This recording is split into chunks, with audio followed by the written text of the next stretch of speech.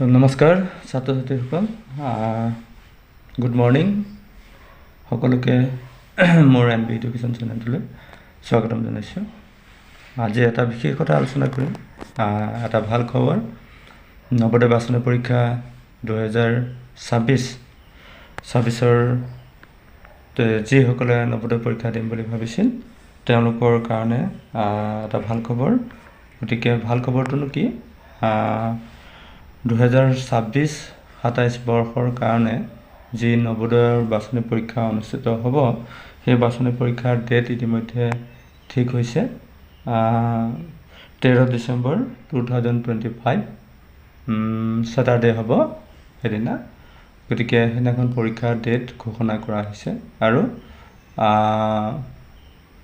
Form fill up ইতিমধ্যে আৰম্ভ হৈ গৈছে। গতিকে ফৰ্ম ফিল আপৰ লাষ্ট ডেটটো হ'ল 29 জুলাই 2025, মানে 29 জুলাই। 29 জুলাইত নৱোদয়ৰ ষষ্ঠ শ্ৰেণীৰ বাছনি পৰীক্ষাৰ যিসকলে দিব বিচাৰে তেওঁলোকৰ ফৰ্ম ফিল আপৰ ডেট শেষ হ'ব 29 জুলাই 2025লৈকে। গতিকে যিসকল ছাত্ৰ ছাত্ৰী ইতিমধ্যে 5ত পঢ়ি আছে তেওঁলোকে যদি নৱোদয় পৰীক্ষা দিব বিচাৰে তেতিয়াহ'লে তেওঁলোকে নৱোদয়ৰ ৱেবছাইটত গৈ পেলাই তেওঁলোকে ফৰ্মখন ছাবমিট কৰিব পাৰে। গতিকে কি ডকুমেণ্ট বা কি প্ৰচিডিউৰ প্ৰয়োজন হ'ব সেইখিনি মই পিছৰ ভিডিঅ'ত আলোচনা কৰিম। গতিকে আপোনালোকে যিসকলে দিম বুলি ভাবিছে তেওঁলোকে 29 জুলাইৰ ভিতৰত ফৰ্মসমূহ ছাবমিট কৰিব। আৰু যিসকলে ইয়াৰ বিষয়ে কিবা কথা যদি জানিব বিচাৰে তেতিয়াহ'লে মোৰ এই ভিডিঅ'টোৰ কমেণ্ট বক্সত গৈ পেলাই কমেণ্ট কৰি যদি জনায় মই আপোনালোকক সেই কথাখিনি বুজাই দিবৰ কাৰণে চেষ্টা কৰিম। গতিকে যিসকলে ইতিমধ্যে 5ত পঢ়ি আছে তেওঁলোকে 29 জুলাইৰ ভিতৰত নৱোদয়ৰ ৱেবছাইটত গৈ পেলাই ফৰ্ম ফিল আপ কৰিব পাৰিব। 29 জুলাইৰ ভিতৰতে আমাৰ ফৰ্ম ফিল আপৰ ডেট পিছত হয়তো এক্সটেণ্ড কৰিবও পাৰে, নকৰিবও পাৰে। গতিকে 29 জুলাইৰ ভিতৰতে আপোনালোকে ফৰ্মসমূহ ছাবমিট কৰি দিব। গতিকে আজিৰ ভিডিঅ'টো ইমানেই আছিলে। পৰৱৰ্তী সময়ত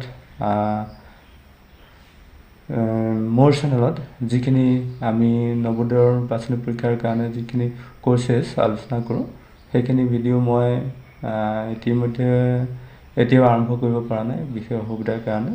খুব সোনকালে মই আৰম্ভ কৰিম। গতিকে মোৰ ভিডিঅ'টোত আপোনালোকে জড়িত হৈ পেলাই আপোনালোকৰ ছাত্ৰ ছাত্ৰীক চাবলৈ দিয়ক আৰু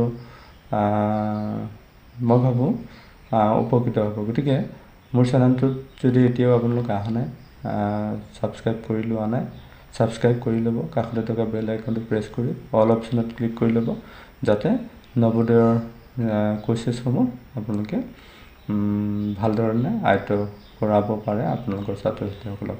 গতিকে আজি ইমানতে ভিডিঅ'টো সামৰণি মাৰিছোঁ। পৰৱৰ্তী সময়ত কেনেধৰণৰ ক্ৰাইটেৰিয়া থাকিব, কি ক্ৰাইটেৰিয়াত চিলেকশ্যন হ'ব বা কেনেধৰণৰ ছাত্ৰ ছাত্ৰীয়ে নৱোদয়ৰ বাছনি পৰীক্ষাৰ ফৰ্ম ফিল আপ কৰিব পাৰিব সেইসমূহ আলোচনা কৰি ভিডিঅ' লৈ আহিম। গতিকে আজি ভিডিঅ'টোত মই ইমানেই আলোচনা কৰিলোঁ। আপোনালোকে যিসকলে দিম বুলি ভাবিছিল তেওঁলোক সাজু হওক।